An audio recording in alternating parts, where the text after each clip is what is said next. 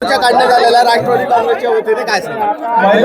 राष्ट्रवादी काँग्रेस पिंपरी चिंचवड शहराच्या वतीने आज प्रशासनाने जो डीपी लादलेला आहे पिंपरी चिंचवड महानगरपालिकेवरती तो रद्द करण्यासाठी हा मोर्चा खरं तर इथं आयोजित केलेला आहे।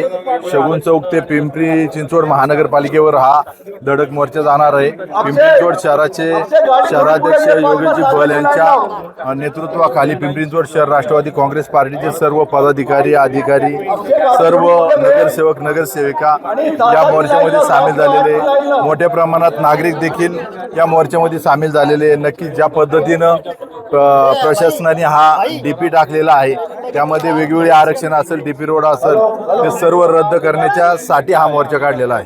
भूमिका काय असणार आहे? प्रशासनाने जर दुर्लक्ष